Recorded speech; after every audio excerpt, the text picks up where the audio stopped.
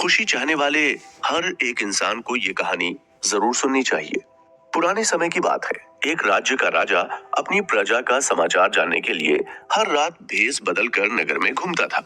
राजा जब नगर में घूमने निकलता तो उसे एक पेड़ के नीचे हर रोज एक सन्यासी मिलता, जो अपनी मस्ती में मस्त रहता। राजा को वो सन्यासी कभी नाश्ता मिलता तो कभी अपनी बांसुरी बजाता मिलता, कभी रात के आकाश को एकटक निहारता मिलता तो कभी बड़े ही आराम से पेड़ के नीचे जमीन में मस्त मौला की तरह सोता मिलता। राजा हर रोज उस सन्यासी को देखता और खुश हो जाता। राजा को उस सन्यासी का रहन सहन और व्यवहार अपनी तरफ खींचने लगा था। इस कारण से राजा जब भी उस पेड़ के पास से गुजरता तो वो एक झाड़ी के पीछे छिपकर उस सन्यासी को लगातार देखता रहता, और जब महल में वापस आता तो सोचता, कैसा सन्यासी है जिसे किसी से कोई लगाव नहीं है, किसी बात की कोई चिंता नहीं है, हर पल मस्ती में जीता है। इसके पास कुछ नहीं है फिर भी मस्ती में मस्त रहता है, जबकि मेरे पास हर सुख सुविधा होने के बावजूद भी मैं हर टाइम चिंता में डूबा रहता हूँ। जरूर ये कोई सिद्ध पुरुष होगा। राजा हर दिन उस रास्ते से गुजरता और हर दिन उस सन्यासी को देखता, और हर दिन उस सन्यासी के प्रति राजा के मन में तरह तरह के थॉट्स आते रहते। ऐसे ही यह क्रम लगातार कई महीनों तक चलता रहा। वर्षा का मौसम पास आया देखकर एक दिन राजा से रहा नहीं गया तो वो सन्यासी के पास पहुंच गया और उसके चरणों में लेटते हुए कहा, महाराज, बारिश का मौसम आ रहा है और आप इस पेड़ के नीचे कैसे रहेंगे? आपको यहाँ रहने की आवश्यकता नहीं है। आप मेरे साथ मेरे महल में चलिए और वहां रहिए। राजा की बात सुनकर सन्यासी ने तुरंत ही अपना सामान उठाया और राजा से कहा, चल। राजा ने जब सन्यासी को महल जाने के लिए तैयार देखा तो राजा का दिमाग घूम गया, क्योंकि राजा को ये उम्मीद नहीं थी कि सन्यासी राजा के कहते ही महल चलने के लिए तैयार हो जाएगा। राजा तो ये सोचकर आया था कि शायद सन्यासी उसे मना कर देगा और बोलेगा कि मेरे लिए तो मेरा महल यही पेड़ है और मैं इसी पेड़ के नीचे ही रहूंगा। मैंने इन सुख सुविधाओं का त्याग कर दिया है। राजा कुछ समझ पाता इससे पहले ही वो सन्यासी अपना झोला उठाकर घोड़े पर बैठ चुका था। ये देखकर राजा को खुद के निर्णय पर अफसोस होने लगा। वो सोचने लगा कि शायद उसने इस इंसान को पहचानने में गलती कर दी है। शायद ये कोई ऐसा इंसान है जो मेरे महल में घुसने के लिए ही ऐसा नाटक कर रहा था। राजा ये सोचते सोचते घोड़े की लगाम पकड़े हुए महल में आ गया। आज पहली बार राजा को पैदल चलना पड़ा था। राजा मन ही मन उस सन्यासी के प्रति अश्रद्धा से भर गया, लेकिन राजा सन्यासी को मना भी नहीं कर सकता था, क्योंकि उसी ने उसे चलने को कहा था। राजा ने सोचा, जब महल में इतने लोग पहले से ही रह रहे हैं तो कोई बात नहीं, एक इंसान और सही। राजा ने सन्यासी के रहने की व्यवस्था करवा दी। महल में आने के बाद सन्यासी तो बड़े ही आराम से रहने लगा। वो हर तरह के भोजन के स्वाद का आनंद लेता, हर सुख सुविधा का आनंद लेता और मस्ती में बांसुरी बजाता। सन्यासी को देखकर कोई भी ये नहीं कह सकता था कि ये एक सन्यासी है। सन्यासी को देखकर यही लगता कि यह राज्य का राजा है। सन्यासी को महल में रहते हुए 6 महीने का लंबा वक्त गुजर गया, लेकिन सन्यासी महल से जाने का नाम ही नहीं ले रहा था।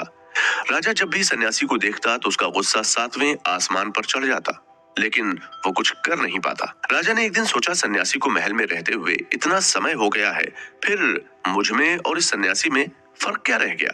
मेरे से ज्यादा सुख सुविधाओं का उपभोग करता है, मेरे से भी ज्यादा आराम के साथ रहता है, फिर तो मुझ में और इसमें कोई फर्क ही नहीं रहा। यही सवाल लेकर एक दिन राजा सन्यासी के कमरे में चला जाता है और पूछता है कि आप में और मुझ में क्या अंतर है? सन्यासी ने कहा, बड़ी देर कर दी तुमने ये छोटा सा सवाल पूछने में।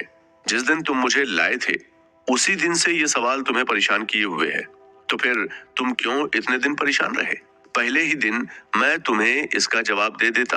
खैर, फिर भी तुम्हें तुम्हारे सवाल का जवाब मिलेगा, लेकिन आज नहीं, कल कल सुबह मेरे साथ चलने के लिए तैयार रहना। राजा ने जैसे तैसे रात निकाली और सुबह जल्दी ही वो सन्यासी के कमरे में पहुंच गया, जहां सन्यासी राजसी वस्त्रों को त्याग कर वहीं अपने पुराने कपड़ों को पहने चलने के लिए तैयार खड़ा था। राजा और सन्यासी दोनों ही घोड़े पर सवार होकर महल से बाहर निकल आए। दोनों को काफी देर हो गई चलते चलते, लेकिन सन्यासी ने अभी तक कुछ नहीं कहा। राजा ने पूछा, और कितना आगे चलना है? सन्यासी ने कहा, बस थोड़ी दूर और। राजा फिर सन्यासी के पीछे पीछे चल दिया। सुबह से शाम हो गई, लेकिन सन्यासी रुकने का नाम ही नहीं ले रहा था। आखिरकार राजा के सब्र का बांध टूट गया और उसने सन्यासी से कहा, अब मैं आपके साथ एक कदम और आगे नहीं चलूंगा। आपको जो कुछ भी कहना है यहीं कहो। आप तो फकीर हो, आपके आगे पीछे कोई नहीं है। आप तो कहीं भी जा सकते हो, लेकिन मेरे पीछे मेरा परिवार है, मेरी पत्नी है, बच्चे हैं, मेरी प्रजा है, मेरा साम्राज्य है। मैं आपके साथ और आगे नहीं जा सकता। इतना सुनते ही सन्यासी ने राजा से कहा, बस यही फर्क है तुम में और मुझ में। मैं जंगल में भी रह सकता हूँ तो महल में भी रह सकता हूँ।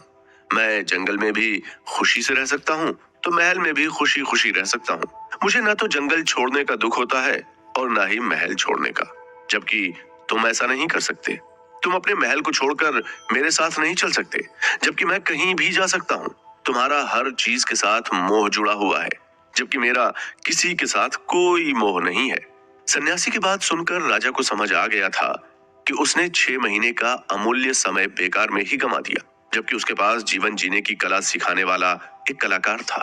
लेकिन अब देर हो चुकी थी और वो सन्यासी जंगल में कहीं दूर जा चुका था। दोस्तों, इंसान को लाइफ की हर सिचुएशन में खुश रहना चाहिए। लाइफ ऐसी होनी चाहिए जिसमें सुख और दुख से अपनी मेंटल स्टेट पर कोई गलत इफेक्ट न पड़े। लाइफ ऐसी होनी चाहिए जिसमें सिचुएशन का आप पर नहीं बल्कि सिचुएशन पर आपका कंट्रोल होना चाहिए। ये कहानी यही सीख देती है कि चाहे महल मिले या फिर खुला आसमान, हर जगह खुशी खुशी रहना चाहिए, क्योंकि ये सुख और दुख तो एक सिक्के के दो पहलू की तरह आते जाते रहते हैं। इसलिए मेरे दोस्त, खुशी कभी मिलती नहीं बल्कि हमें ढूंढनी पड़ती है। हर सिचुएशन में खुशी ढूंढकर खुश रहना सीखना चाहिए। दोस्तों, इस एपिसोड में इतना ही। नेक्स्ट एपिसोड में हम जानेंगे कि कैसे आप खुशी पा सकते हैं।